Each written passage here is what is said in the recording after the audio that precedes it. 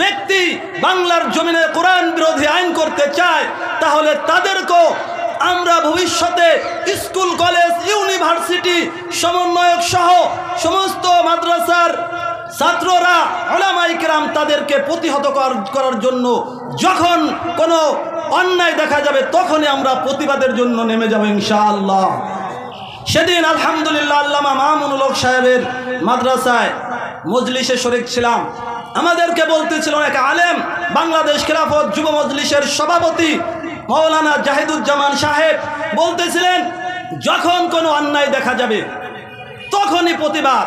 আপনি মনে করবেন আজকে একটা অন্যায় করেছে, আজকে শনিবার, আমি সামনে শুক্রবারে করব, অনেক মানুষ হবে। না না, যে কোনো অন্যায় যে কোনো সময় যদি আপনার সামনে দেখা দেয় তার প্রতিবাদ করতেই হবে। কারণ মুসলিম শরীফের হাদিস, আল্লাহ পাক রব্বুল আলামিনের হাবিব বলেছেন, মান রাআ মুনকারান, এই হাদিসের ভিতর আল্লাহ পাক রব্বুল আলামিনের হাবিব বলেন, যখন তোমাদের সামনে কেউ যদি কোনো খারাপ কাজ হতে দেখে, সে যেন তার হাতে শক্তি থাকলে হাত দ্বারা বন্ধ করে, হাতে শক্তি না থাকলে মুখ ধারা বলে বন্ধ করে, মুখ ধারা যদি বলার শক্তি না থাকে অন্তর ধারা ওই খারাপ কাজটাকে যেন ঘৃণা করে। সে হাত দ্বারা প্রতিবাদ করতে পারলো না, মুখ ধারা বলতে পারলো না, অন্তর ধারা ঘৃণা করলো। এটা ইমানের সর্বনিম্ন শাখা। ও মুসলমান, আজকে আপনার বাড়িতে বিবাহের অনুষ্ঠানে সাউন্ড বক্সের ডেকসেট বাজে, এটা কোনো মুসলমানের প্রথা নয়, এটা হচ্ছে ওই বিধর্মীদের প্রথা। ঠিক কিনা বলেন? আর এই ইসলামী যুব সমাজই ওই বাতিলের মোকাবেলার জন্য সর্বদা তো প্রস্তুত তারা থাকবেই, এর সাথে আমাদের আম জনতা সকলেরই যে কোনো বাতিলের মোকাবেলা করার জন্য প্রস্তুত থাকতে হবে। আমি কালামে পাক থেকে তেলাওয়াত করেছি, হুজুর বসে রয়েছেন, বেয়াদবি হচ্ছে। আমি কালামে পাকের থেকে যে তেলাওয়াত করেছিলাম, সামনে আমাদের রমজান মাস, 2-4-5 দিন পরে ইনশাআল্লাহ আল্লাহ পাক রমজান আমাদেরকে দান করবেন। কিন্তু কে কে রমজানে পৌঁছতে পারবো বলতে পারবেন? বলতে পারবে না। এই যে আপনাদের এই স্কুলের MN একাডেমির সাবেক প্রধান শিক্ষক নুরুদ্দিন স্যারের বেটার বউ গতকাল যিনি রাঙ্গারদিয়া স্কুলের হেডমাস্টার ছিলেন, অ্যাক্সিডেন্ট করে মারা গিয়েছেন। এইভাবে কার মৃত্যু কখন আসবে তা জানা নাই। সেজন্য আমি বলতেছিলাম, আল্লাহ পাক রব্বুল আলামিন বলেন, ইয়া আইয়ুহাল্লাযীনা আমানু কুতিবা আলাইকুমুস সিয়াম কামা কুতিবা আলাল্লাযীনা মিন ক্বাবলিকুম লাআল্লাকুম তাত্তাকুন। আল্লাহ পাক রব্বুল আলামিন সূরা বাকারার 183 নম্বর আয়াতের ভিতর বলেন, হে আমার মোহাব্বতের ইমানদার বান্দা বান্দিরা, তোমাদের উপর রোজা ফরজ করা হয়েছে। আমাদের উপর কি ফরজ করা হয়েছে? যেমনি ভাবে তোমাদের পূর্ববর্তীদের উপর ফরজ করা হয়েছিল, যাতে করে তোমরা মুত্তাকি হইতে পারো। সেই রমজান মাস আসতেছে, আমার অনুরোধ, এই রমজান মাসে নিজে রোজা রাখবো, অন্যদেরকে রোজা রাখার জন্য উৎসাহিত করব। আল্লাহ পাক রব্বুল আলামিনের হাবিব বলেন, বুখারী শরীফের ভিতর হযরতে আবু হুরায়রা রাদিয়াল্লাহু তাআলা আনহু হইতে বর্ণিত, মান সামা রমাদানা ঈমানান ওয়া ইহতিসাবান গুফিরা লাহু মা তাকদ্দামা মিন যামবিহি। আল্লাহ পাকের হাবিব বলেন, যে ব্যক্তি ঈমানের সহিত সওয়াবের আশায় রমজানের রোজা রাখবে, আল্লাহ পাক রব্বুল আলামিন তার পিছনের সমস্ত সগীরা গুনাহগুলোকে মাফ করিয়া দিবেন। আমরা কি শুধু সগীরা গুনাহ করি না, কবিরা গুনাহও করে থাকি? বলেন, কবিরা গুনাহের জন্য আজকে এখান থেকে এখনই তওবা করেন এবং আখিরি মুনাজাত করে এখান থেকে যাবেন।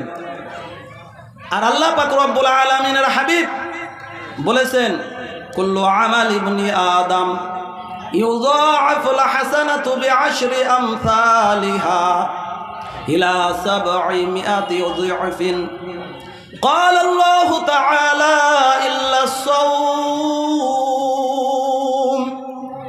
ফাইন্নাহু লি ওয়া আনা আজজি বিহি ইয়াদউ শাহওয়াতাহু ওয়া তাআমাহু মিন আজলি।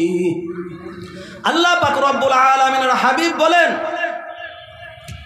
যে বনি আদম অর্থাৎ আদম সন্তানের প্রত্যেকটি নেক কাজের সওয়াব 10 হইতে 700 গুণ পর্যন্ত বৃদ্ধি করা হয়।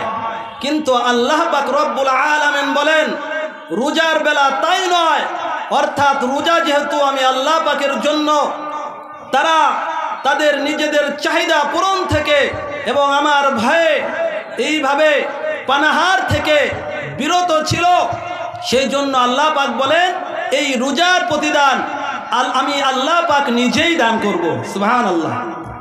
আল্লাহ পাক যদি আমাদেরকে নিজ হাতে নিজেই দান করেন তাহলে কোনোদিন কম দান করবেন না, কারণ সব কিছুর মালিক আল্লাহ।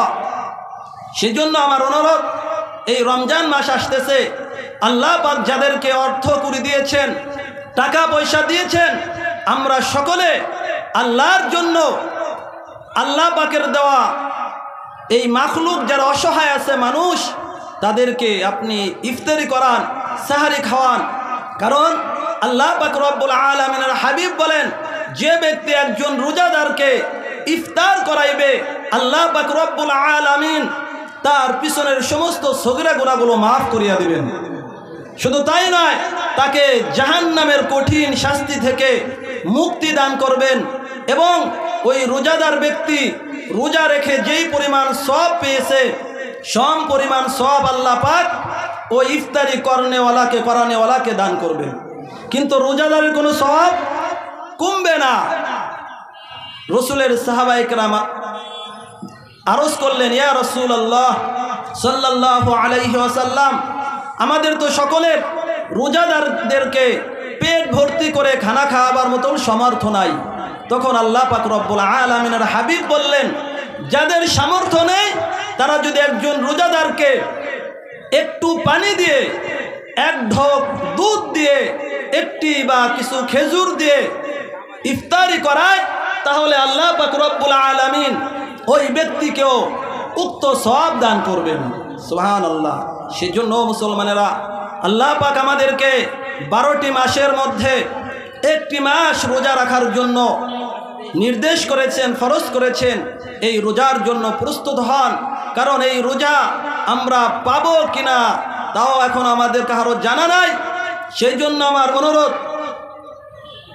অনুরোধ এই রমজানের রোজাকে আমরা মূল্যায়ন করে আমরা এই রমজান মাসে বেশি বেশি কোরআন তেলাওয়াত করব।